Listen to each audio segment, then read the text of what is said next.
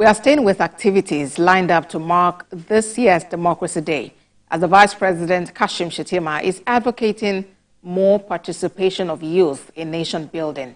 The Vice President was speaking at the Democracy Anniversary Lecture organized by the federal government in Nigeria. Former President Goodluck Jonathan, who was also at the event, mentioned that more commitment must be made to nation building and democratic consolidation. As we celebrate our past, we must also look to the future with a clear and determined vision. Today is not just a day of remembrance, it is a call to action. We must engage the young and competent, the patriotic and innovative, to join us in crafting a succession plan that secures the future we desire.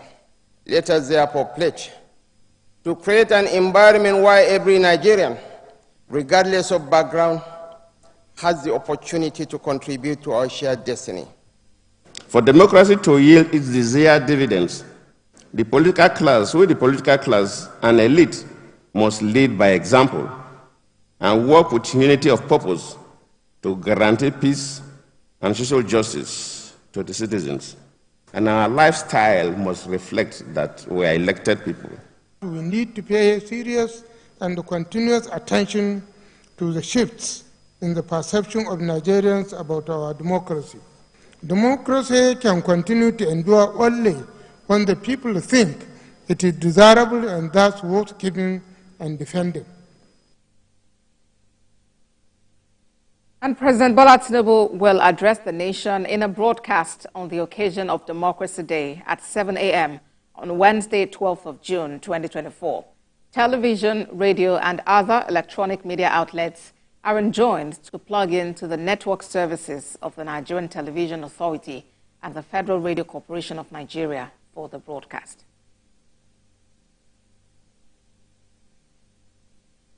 Joining us to discuss 25 years of uninterrupted democracy is the chairman of Ibejileki Local Council Development Area, Abdullahi Olowa. Thank you very much for joining us on TVC News at 7. I know Nigeria is celebrating 25 years of unbroken democracy, the longest in the nation's checkered history of military interruptions. But some ask, is there really anything to celebrate? What do you say? Thank you very much. Good evening. Thank you for having me. We must acknowledge the fact that, well, there might be one or two challenges that we've been facing as a nation since the return to democratic rule. But of course, we've had a lot of gains since Nigeria left military rule to democratic rule. One of the benefits or the gains will be that we've had 25 years of, uninterrupted democratic rule from one administration to another. That even in 2015, we had a transition from one political party to another political party when the All Progressive Congress won the election and former President Muhammadu Buhari was sworn into office.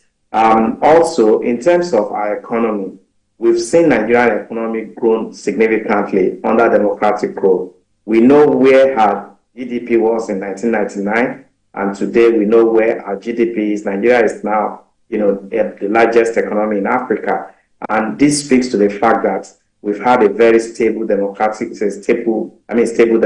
rule for the past 25 years. In terms of our electoral practices, we've also seen a lot of improvements. In the past, we've seen that elections were very rancorous, but now we've seen a lot of improvements in the technology that we're using for election.